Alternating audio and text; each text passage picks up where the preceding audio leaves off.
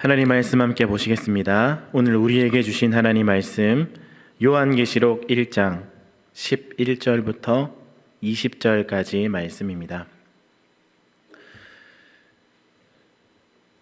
요한계시록 1장 11절부터 20절까지 말씀입니다. 우리 찾으셨으면 함께 합독하도록 하시겠습니다. 이르되 내가 보는 것을 두루마리에 써서 에베소, 서머나, 버가모, 두아디라, 사대, 빌라델비아, 라오디게아 등 7 교회에 보내라 하시기로 몸을 돌이켜 나에게 말한 음성을 알아보려고 돌이킬 때에 7 금 촛대를 보았는데 촛대 사이에 인자 같은 이가 발에 끌리는 옷을 입고 가슴에 금띠를 띠고 그의 머리와 털의 희기가 흰 양털 같고 눈 같으며 그의 눈은 불꽃 같고 그의 발은 풀무불에 단련한 빛난 주석 같고 그의 음성은 많은 물소리와 같으며 그의 오른손에 7 뼈리 있고 그의 입에서 좌우에 날선 검이 나오고 그의 얼굴은 해가 힘있게 비치는 것 같더라. 내가 볼 때에 그의 발 앞에 엎드려져 죽은 자 같이 되매 그가 오른손을 내게 얹고 이르시되 두려워하지 말라. 나는 처음이요 마지막이니 곧 살아있는 자라. 내가 전에 죽었었노라. 볼지어다 이제 세세토록 살아있어 사망과 음부의 열쇠를 가졌노니 그러므로 내가 본 것과 지금 있는 일과 장차 될 일을 기록하라. 내가 본 것은 내 오른손의 7 별의 비밀과 또 7 금 촛대라. 7 별은 7 교회의 사자요 7 촛대는 7 교회니라. 아멘. 우리 옆 사람과 함께 이렇게 인사하겠습니다. 샬롬. 평안하셨습니까? 여러분 평안하셨습니까? 오랜만에 이렇게 얼굴을 뵈니까 참 좋은 것 같습니다. 코로나로 인해서 2주 동안 격리하는 시간을 보내었는데요. 이 2주간의 시간이 참 2달처럼 느껴졌었습니다. 아주 길게 느껴지더라고요. 그러다 보니까 이 2주 동안의 시간이 힘들 수 있을 그런 시간이었었습니다.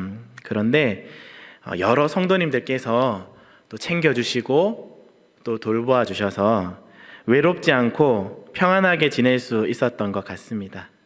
많은 분들이 계셨기에, 많은 분들이 돌보아 주셨기에 가능했었습니다. 먼저 아내의 그런 돌봄이 있었습니다. 밖으로 나오지 못하는 남편의 끼니를 챙기자 또 이렇게 반찬을 만들고 음식을 만들어서 문 앞에다 둡니다.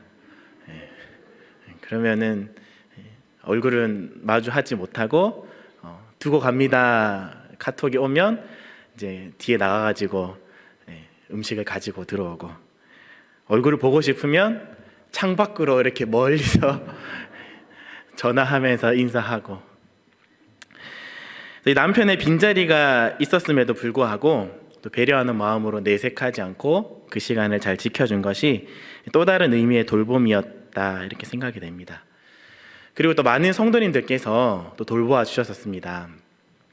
성도님들이 그 배달의 민족 쿠폰을 잔뜩 여기 구매하셔가지고 목사님들 끼니 거르지 마시라고 또 이렇게 쿠폰도 많이 보내주시고 또 반찬도 해서 주시고 음식도 해서 보내주시고 혹여나 과일을 못 먹을까 과일까지 싸가지고 보내주시고 또 어떤 분들은 저의 그 무료한 시간까지 생각해 주셔서 그 틀린 그림 찾기 책까지도 이렇게 구비하셔서 저한테 주시기도 하셨었습니다.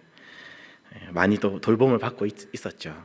무엇보다도 많은 성도님들께서 각자의 자리에서 기도해 주시고 또 돌보아 주셔서 지금 이렇게 다시 와서 사역할 수 있게 된 것 같습니다. 이러한 돌봄이 없었다면 참 힘들었을 겁니다. 외로웠을 겁니다. 그런데 돌봄이 있었기에 감사할 수 있고 외롭지 않을 수 있는 시간을 보낼 수 있었습니다. 우리의 신앙도 마찬가지입니다. 우리의 신앙을 누군가가 돌봐주고 누군가가 챙겨주고 있다면 우리는 그 시간이 어떠한 시간이든지 감사하면서 삶을 살아갈 수 있다라는 것입니다. 힘든 상황 속에서도 기뻐할 수 있고 반복되는 문제들이 있다 할지라도 그것을 힘써 견디며 이겨나갈 수 있다라는 것입니다. 우리를 향한 돌보는 것이 있을 때, 그 돌봄이 있을 때 그러하다라는 것이죠. 오늘 우리가 읽은 이 요한계시록이 우리를 돌보시는 분이 있다라는 것을 명확하게 증명해주고 또한 증거해주는 책입니다. 여러분, 요한계시록 하면 좀 어떤 느낌이 드십니까? 친근하고 뭔가 늘 많이 읽었고 반복해서 읽어본 그런 느낌이 드십니까? 아니면 뭔가 신비롭고 뭔가 두려운 책으로 느껴지십니까? 어떤 분들은 이 요한계시록을 읽으면서도 좀 두렵다, 또 공포에 떨기도 하고 막연한 불안감에 휩싸이기도 합니다. 요한계시록은 읽어도 무슨 뜻인지 이해가 참 잘 안 되는 것 같습니다. 왜냐하면 여기서 나오는 이 고도의 상징으로 된 표현들, 환상들, 또 예언적인 언어들, 또 상징적인 숫자들, 이런 것들이 표현들이 나오면서 이해하기 어려운 말들이 많이 나오기 때문에 우리가 조금 더 쉽게 다가갈 수 있는 책이라고 생각하지 않고 여기지 않고 이 요한계시록을 읽지 않고 많이 덮어버리는 그런 성도님들이 아닌가 싶습니다. 교회에서도 누가 가르쳐주지 않고 신학교에서도 제대로 잘 가르쳐주지 않습니다. 그러다 보니까 이러한 빈틈을 이단들이 이제 파고듭니다. 그래서 이 어려운 계시록 말씀을 자기들 나름대로 막 해석을 해가지고 믿음이 약한 성도들, 호기심이 많은 성도들을 미혹하게 하는 것이죠. 그렇다면 여러분, 우리가 이 요한계시록을 읽을 때 어떻게 읽어야 하고 어떤 마음으로 이 요한계시록을 대해야 할까요? 그저 무서운 책으로 알고 어려운 책으로 알고 그냥 덮어버려야 되는 것이겠습니까? 아닙니다. 이 책도 하나님이 우리 성도님들께 하나님 앞에서 믿음을 지키고자 하는 자에게 주시는 귀한 말씀이다라는 것입니다. 1장 1절 말씀 한번 보실까요? 요한계시록 1장 1절 말씀에 보시면 예수 그리스도의 계시라 이렇게 시작을 합니다. 여기서 이 계시라는 말은요, 베일에 쌓여 있는 것을 벗겨서 보여준다라고 하는 뜻입니다. 그러니까 뭔가에 감춰져 있고 뭔가 숨겨져 있던 것을 꺼내어서 이제 보여준다는 것이죠. 예수 그리스도의 계시라는 것은 예수님이 이제는 그것을 꺼내어서 우리 믿음을 지키고자 하는 성도들에게 이제 보여주는 것이 무엇이냐면 요한계시록이라는 거예요. 뒤에 이어서 이렇게 나옵니다. 이는 하나님이 그에게 주사 반드시 속히 될 일을 그 종들에게 보이시려고 그 천사를 그 종 요한에게 보내어 지시하신 것이라. 그러니까 요한계시록은 우리 성도님들에게 보여주시고 또한 보라고 주신 것이지 그것을 덮으라고 주신 책이 아니다라는 것입니다. 그러면 우리는 덮지 않고 이 요한계시록을 펼쳐서 봐야 할 것인데 어떻게 이 요한계시록을 대하고 읽어야 하겠습니까?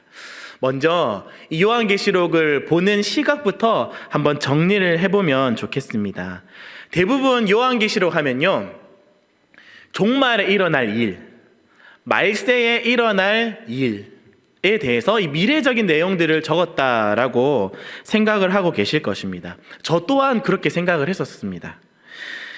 그래서 이 종말의 때가 되면 이제 언제가 될지는 모르겠지만 그때가 오게 되면 7년 대환란이 일어나고 그리고 이 대환란이 끝나고 나면 이제 최후의 승리가 오게 되고 그리고 인침받은 14만 4천 명의 성도들이 주님을 찬양하면서 새하늘과 새 땅으로 들어가게 되는 것.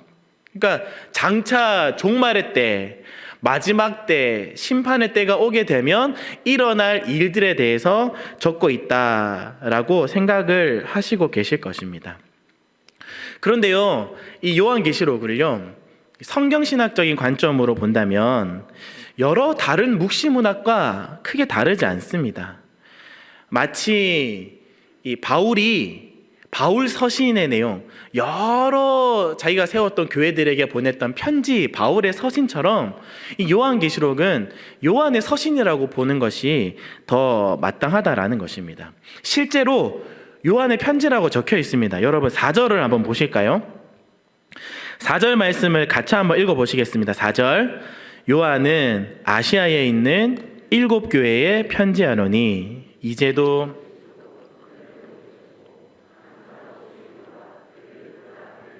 일곱 영과, 지금 요한이 아시아에 있는 7교회에게 쓰고 있는 편지다, 지금 아예 이렇게 드러내서 이야기를 하고 있는 것입니다. 그러니까 편지인데 어떤 편지냐?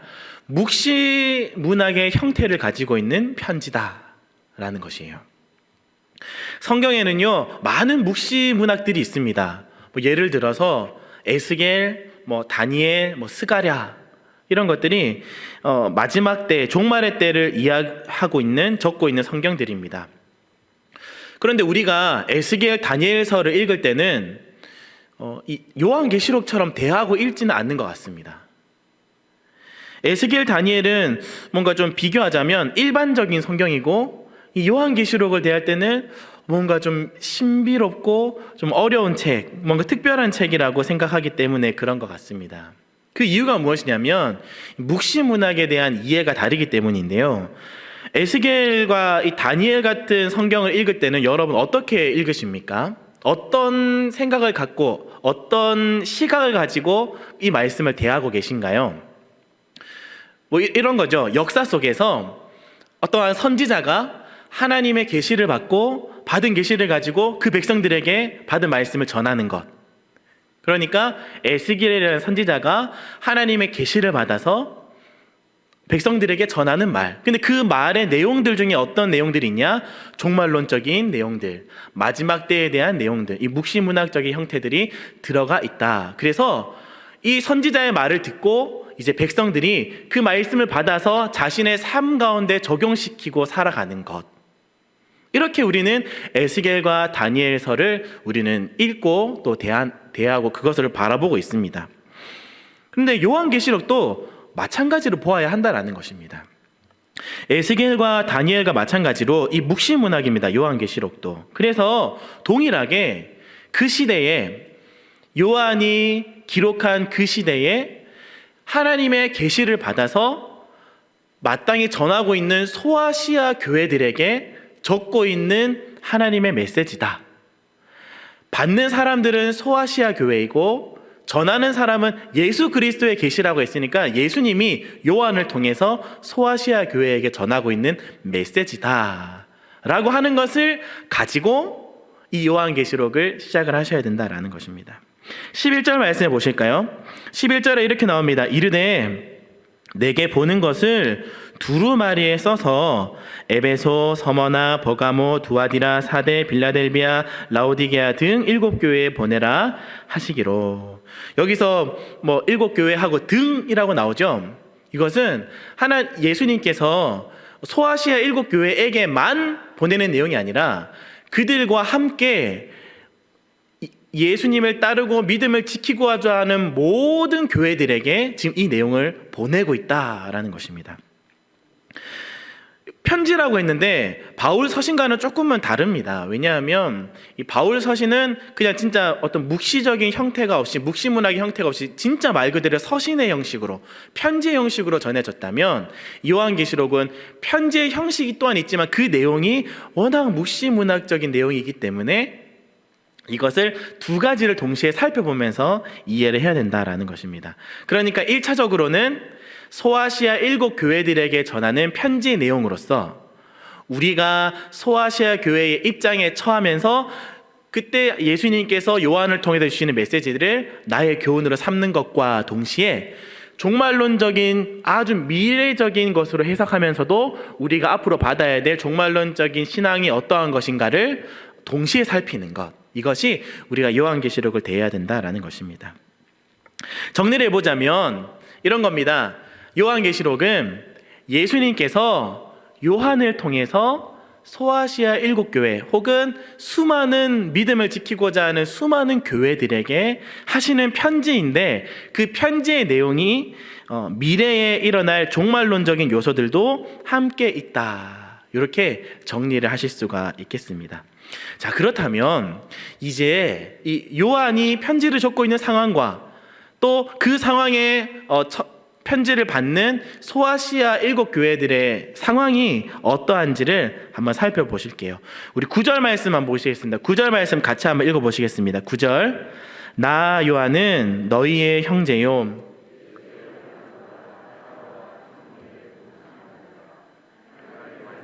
예수를 증언하였으므로 말미암아 반모라 하는 섬에 있었더니.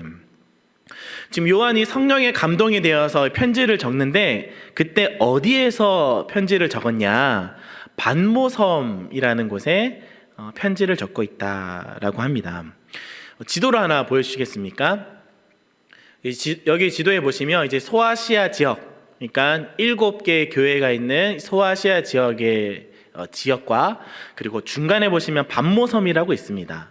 저기가 이제 요한이 유배되어서 반모섬에서 편지를 적고 있는데, 저기서 얘기하는 이 유배되었다고 하면 우리가 흔히들 생각할 때 우리나라의 왕들이 이렇게 말 안 듣는 신하 있으면 유배를 보내서 마치 무인도에 사람들이 없는 곳에 혼자 이렇게 쓸쓸하게 그 초가집 지어가지고 거기서 무료한 시간을 보내도록 추방시킨 것이라고 생각을 하시는데, 이 반모섬의 경우는 조금 다릅니다. 이 반모섬은요, 이제 많은 배들이 이 지중해를 이제 들어오면서 소아시아 지역으로 들어가려고 할 때 그 중간에 한번 쉬어가는 쉼터가 반모섬이에요. 그러다 보니까 배들의 왕래가 많은 것이죠. 배들의 왕래가 많다 보니까 그 지역이, 그 항구 도시가 문명적으로 발달을 하는 것입니다.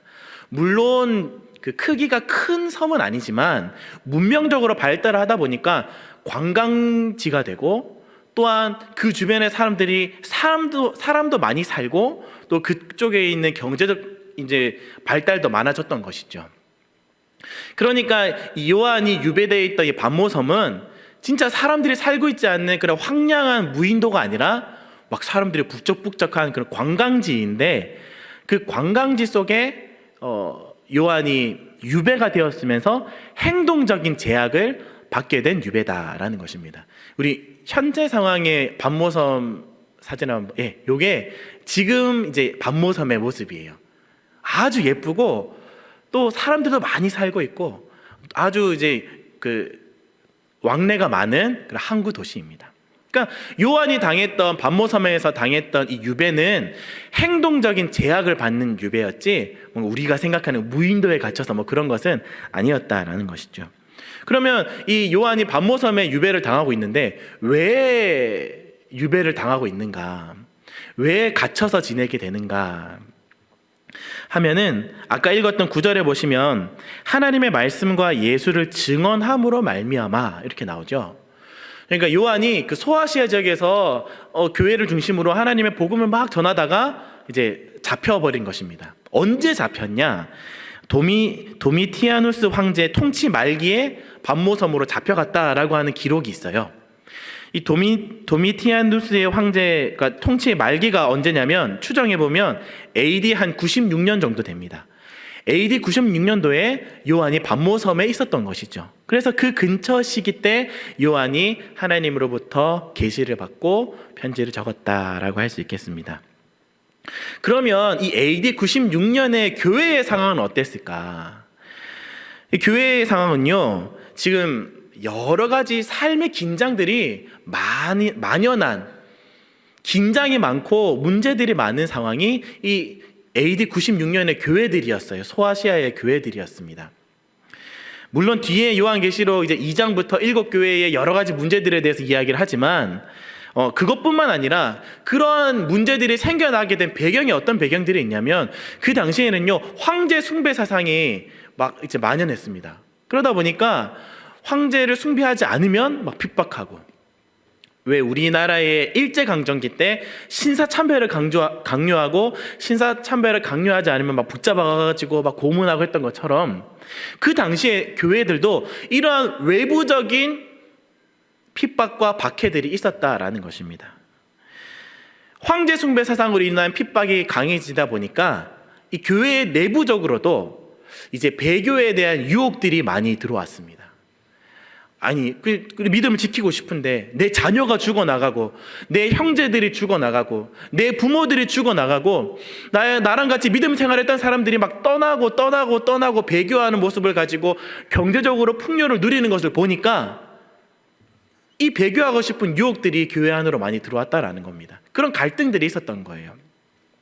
그런 와중에 또 외부적인 이방 종교들이 교회 안으로, 이방 종교들의 신학이 교회 안으로 들어와서 교회가 많은 이단들이 막 생겨나고 신학적인 잘못된 신학 사상들이 생겨나면서 교회 안에서 믿음을 지켜나가기가 참 힘든 상황이 되어버린, 그것이 지금 AD 96년에 당하고 있는 이 소아시아 7지역의 교회들이었다라는 것입니다.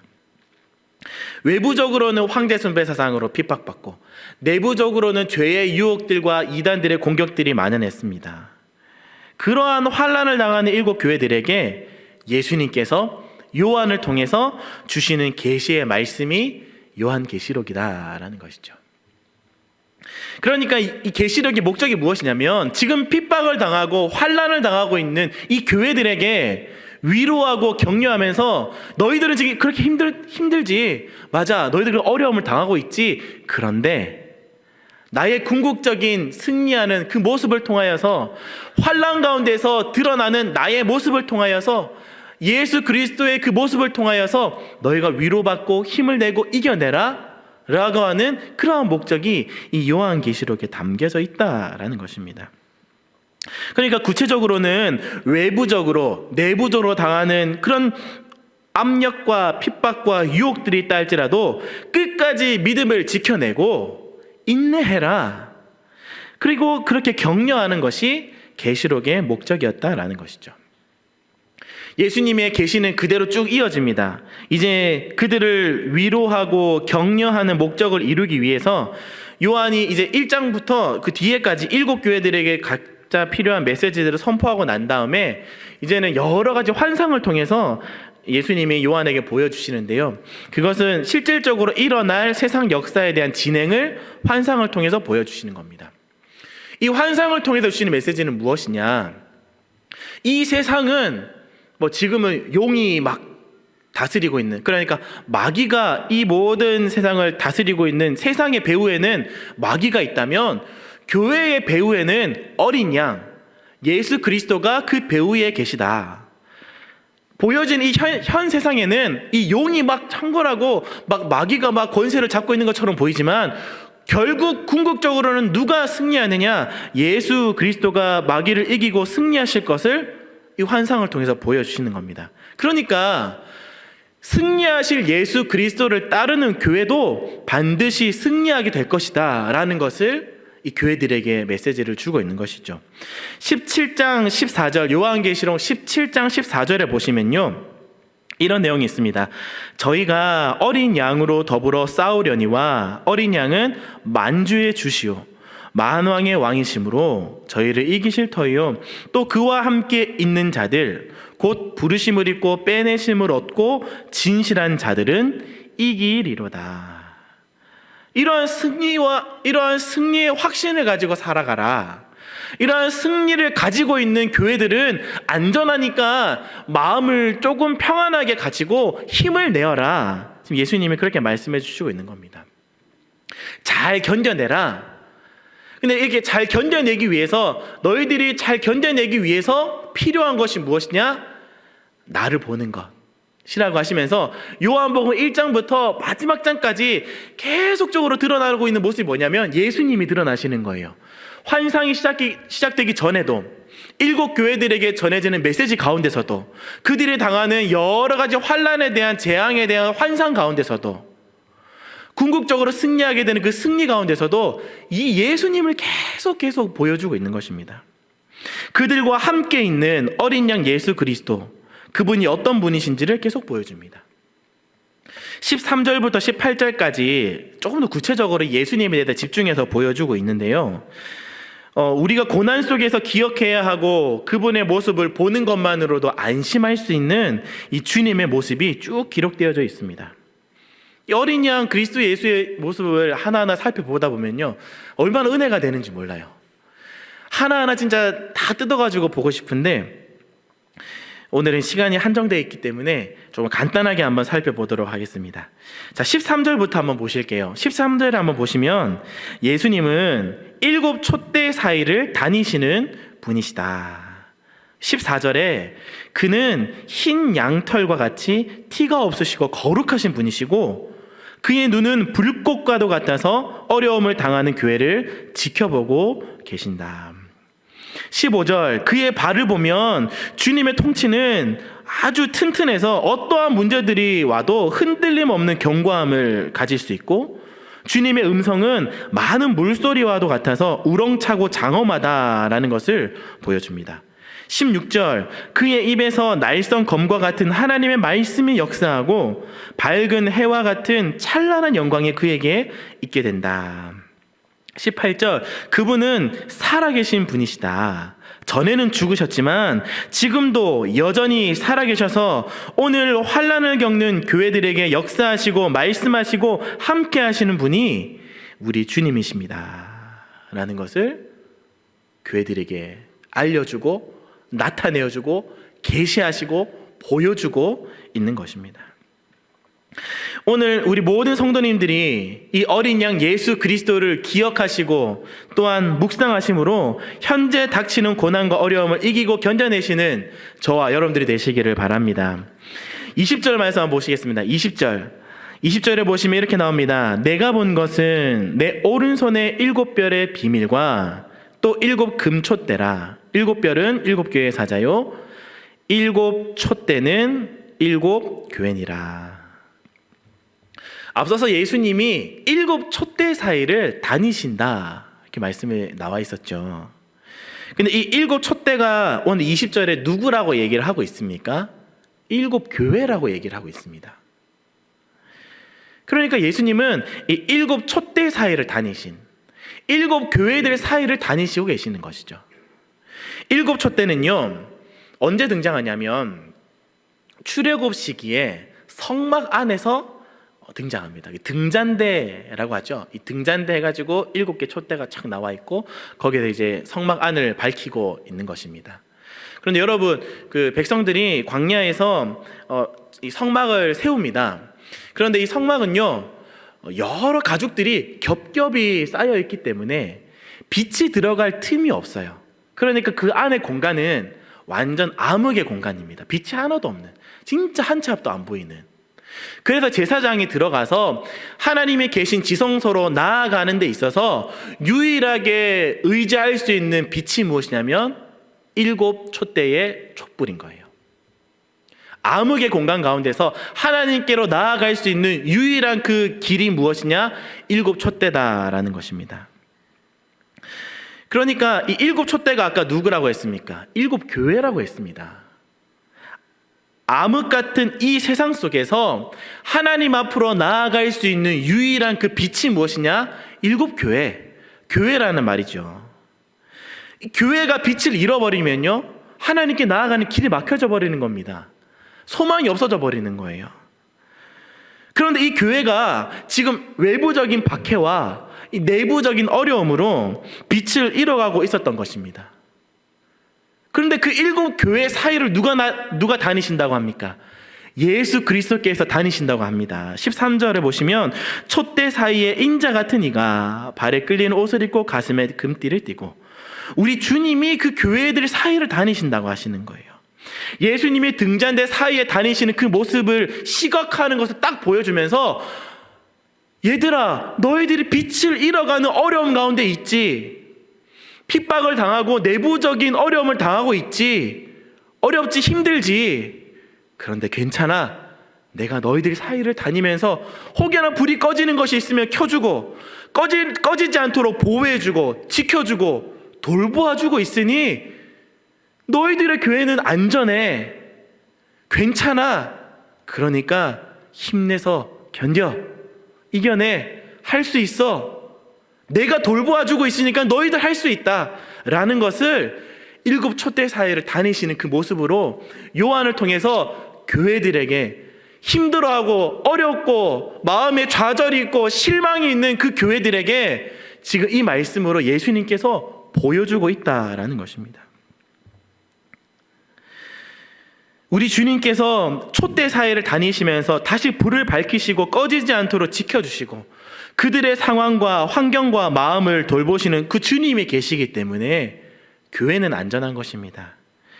7 교회를 돌보셨던 그 주님께서 오늘날 지금도 우리 교회를 환난당하고 어려움을 당하는 성도들을 돌보시고 계시다는 사실을 믿으시기를 바랍니다.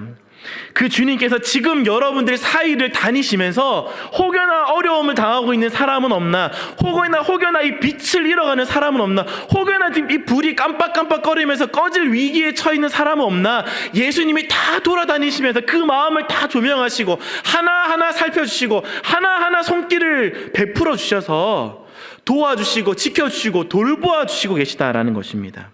만져주시고 함께 해주십니다. 그렇기 때문에 우리는 이 환난과 어려움을 견뎌낼 수 있으며 결국 완전히 승리하신 그 어린 양으로 말미암아 우리는 참된 승리의 영광을 보게 된다라고 하는 사실입니다. 사랑하는 성도 여러분, 우리 주님이 여러분들을 돌보아 주고 계십니다. 믿으십니까? 진짜예요. 예수님이 그 7 교회들이 당하고 있는 그 AD 96년에도 요한을 통해서 그 교회들에게 말씀하셨지만 오늘 이 시간에도 하나님이 말씀을 통하여 여러분들에게 보여주고 계신 거예요. 내가 너희들 사이를 돌아보면서 너의 그 아픈 마음과 상처와 어려움들을 내가 다 안다. 그러니까 나를 좀 봐라. 보여주시는 거예요.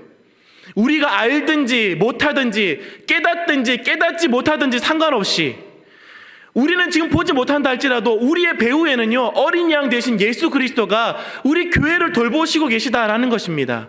그렇기 때문에 교회는 안전하고요, 교회는 넘어지지 않고요, 교회는 평안할 수 있고요, 이러한 상황에서도 우리가 힘을 낼 수 있다라는 사실이에요. 여러분 힘내십시오. 힘내실 수 있습니다. 좌절하고 어려운 가운데 빠져 계신 분 계십니까? 마음이 실망되고 상실에 빠져 계신 분은 계십니까? 여러분 힘내십시오. 예수님이 오늘도 말씀을 통해서 자신을 보여주십니다. 자신이 어떤 분이라고 합니까? 불꽃 같은 눈동자로 너희를 지켜보고 있다. 어떠한 상황이 오더라도 나는 흔들리지 않는 그런 발을 갖고 있다. 완전하게 나는 살아있어서, 예전에는 죽었지만 지금도 살아있어서 너희들과 함께하고 있다. 그 주님을 바라봅시다. 그리고 힘을 냅시다. 우리 모든 성도님들이 오늘 이 말씀을 받아 내 마음에 새기고 이 시기를 함께 인내로서 이 모든 경주를 함께 걸어가서 결국 주님께서 마련해 놓으신 그 승리의 자리, 그 꼬린 지점까지 우리가 함께 손잡고 서로 기도하며 한 마음으로 격려하고 위로하며 힘을 내어서 그 꼬린 지점까지 걸어가시고 또 그 자리로 들어가게 되는 영광을 누리고 이 시기를 이겨나가고 견뎌내실 수 있는 사랑하는 우리 모든 성도님들이 되시기를 주님의 이름으로 간절히 소원합니다. 우리 들었던 말씀들을 생각하시면서 우리 함께 기도하시겠습니다. 살아계신 하나님, 오늘도 말씀을 통하여 우리 교회에게, 오늘 나에게 보여주십니다. 외부적으로 박해가 있고 핍박이 있고 우리를 흔들리게 하는 그런 상황들이 주어져 있고 내부적으로 어렵고 유혹들이 있고 힘든 상황들이 있다 할지라도 우리 주님은 그 교회를, 그 사이사이를 다니시며 부족한 틈이 없는가 돌아보시고 불이 깜빡깜빡거리지 않는가, 위기 가운데 있는가, 꺼질 것 같은 그런 상황 가운데 있지 않는가 돌아보시고 꺼져 있는 불꽃에 다시 불을 지펴주시고 바람이 불어도 꺼지지 않도록 그의 몸으로 막아주시고 끝까지 잘 타오를 수 있도록 성령의 기름을 부어주시는 분이 우리 주님이심을 기억합니다.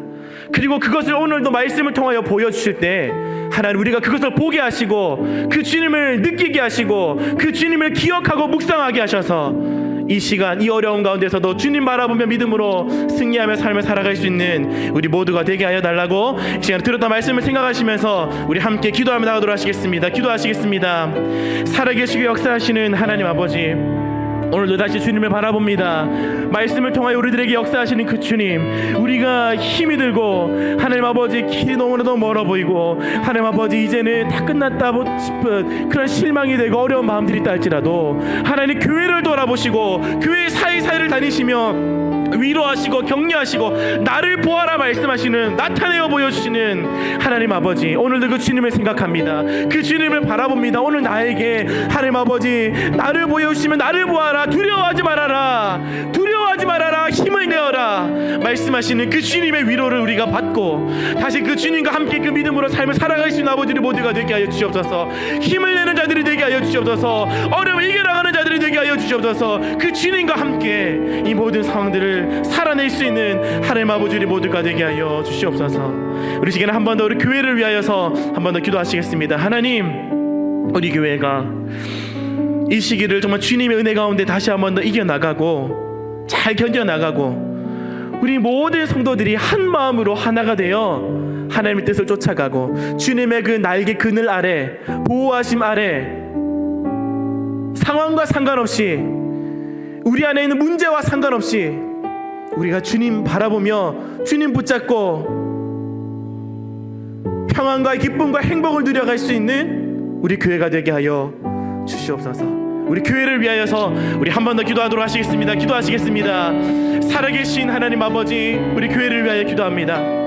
하나님께서 도와주시고 하나님께서 우리 마음을 만져주시고 우리 교회를 붙들어 주셔서 우리의 반석 되신 그 예수 그리스도를 우리가 믿음으로 고백하고 믿음으로 그것들을 의지하고 마음에 새기고 살아갈 수 있는 아버지를 모두가 되게 하여 주시옵소서. 어려운 가운데서도 역사하시는 그 주님 바라보게 하시고 어려운 가운데서 더욱더 주님과 돈독해지는 시간을 가지게 하시고 우리가 서로를 비판하고 하나 깨어지는 것이 아니라 공동체가 나눠지고 분열되는 것이 아니라 한 마음으로 주님 나아가게 하여 주시고 한 마음으로 그 주님 바라보게 하여 주시고 한 마음으로 주님의 뜻을 구하게 하여 주셔서 더욱더 그 주님만으로 더욱더 그 주님을 마음에 새기고 하나님 아버지 기도하고 하나님 아버지 기대하고 하나님 아버지 기다리는 우리 교회가 되게 하여 주시옵소서. 그 주님 때문에 우리가 믿음으로 삶을 살아갈 수 있는 하나님 아버지 우리 모두가 되게 하여 주시옵소서.